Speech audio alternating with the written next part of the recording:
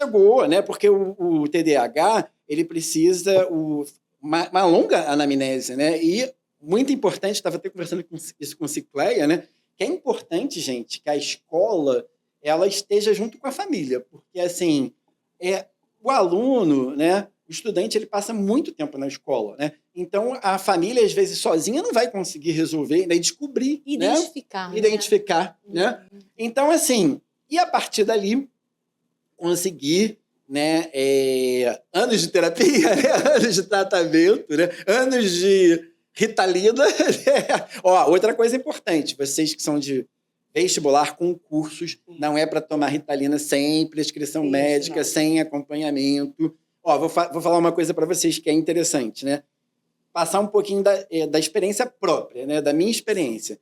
Eu sou míope, né? Então, se eu tirar o meu óculos, eu vou enxergar só uma sombra. A Ritalina, para quem é TDAH, ela tem esse efeito, que quando eu coloco, né, quando eu tomo a Ritalina, o meu mundo fica muito mais claro. Isso. Fica muito mais perceptível, as ideias ficam mais organizadas. Mas não façam isso, gente. Eu estava lendo, eu sempre leio como educador, né, para comentar com os alunos, né, que me perguntam, não tomem sem prescrição, porque isso pode mexer com as suas sinapses, isso pode dar um problema cognitivo futuro que é impensável, né? Na Ana Carolina foi efeito rebote, contrário. Efeito rebote, tá vendo? Não deu certo. Cicleia tem uma experiência própria, né? Deu um efeito, né? Contrário. Então, assim, e outra coisa, né? A medicação, ela é toda feita pelo médico, né? De acordo com cada um, né? Para cada um, né? Porque tem um efeito para cada um. E também tem um momento, gente, porque não pode ter essa utopia, né? Tem um momento que o próprio TDAH, como no meu caso, que você tem que parar com a medicação. No meu caso,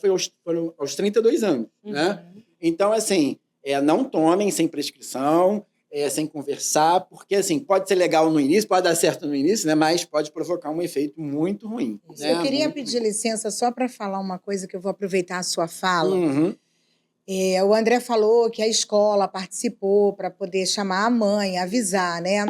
E eu, infelizmente, passando o Instagram, eu pude perceber que uma mãe, que eu não vou citar, mas vai servir como exemplo, essa mãe queria processar a professora porque a professora deu alguma dica de algum tipo de dificuldade desse filho, porque professor, gente, não dá diagnóstico. Todos nós sabemos disso.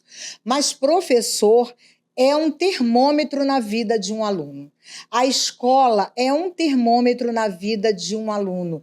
O médico, o neurologista, o psiquiatra, ele não fecha diagnóstico se a escola não preencher um questionário, se a escola não disser como é esse aluno no seu cotidiano. Então, é muito importante ouvir a professora. A professora não está querendo colocar aí um crachá de seu filho ser deficiente ou coisa parecida. Não é isso. Quando ela dá um sinal, quando a professora dá alguma indicação, vai atrás e investiga. Porque você, como pai, como mãe, tem que investigar. Porque ninguém melhor do que vocês querem o bem do filho. E o professor está ali para auxiliar. Tô certo, André? Corretíssima. Até porque em casa é diferente o filho da escola, né? Sim, não tem isso também? Exatamente. O comportamento é diferente, né? E é o que eu tinha falado anteriormente. Não é só a quantidade de tempo da escola, é a qualidade das relações com a professora, com a direção, com a coordenação. Então, a escola é extremamente necessária. Eu me lembro que, assim, que a escola fazia relatórios mil. Né? Os médicos reconhecem isso. Eles reconhecem. Eles pediam. O aluno fica horas na escola. Sim. Então, o professor identifica ali, né? E os pais, às vezes, têm essa dificuldade. Como e a gente, e até Daiane, né, que trabalha diretamente na sala de recursos, né? A própria Eliane, que trabalhou na orientação educacional, né? Do Cicleia também, né? Isso é muito importante, gente. É muito importante ouvir a escola, né? Pro entendimento, porque eu não gosto, né, e até inadequado, né, pelo DSM, né, você classificar alguém que tem a TEA, o TDAH, como doença. Não é doença, é um tipo de comportamento cerebral, né, é um tipo de funcionamento. Tem que respeitar o lado humano da pessoa, né, entender esse comportamento da pessoa. E a escola é fundamental. Se a gente quiser, né, dar uma vida mais confortável para as pessoas, para não passar por estigmas, né, como no meu caso, né? é uma pessoa perdida.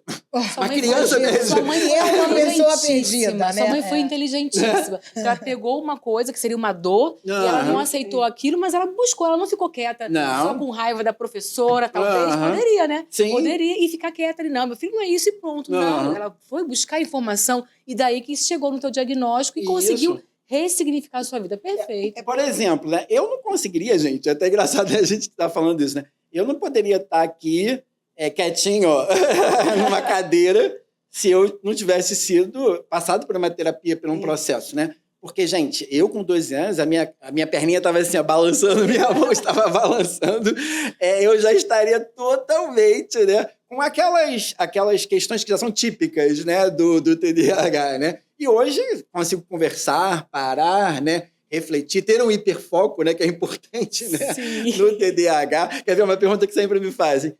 O que te faz ter o hiperfoco? Quer ver uma coisa que é interessante? Eu sou professor também de literatura, né? É leitura. Olha.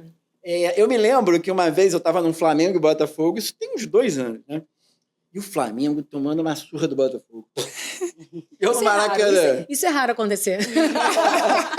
Então, assim, eu estava no Maracanã. E meu filho lá, pé da vida, né? E eu no celular. Aí eu, assim, quer saber? Vou fazer um trabalho lá pro pessoal do pré-vestibular. Fiz 12 questões.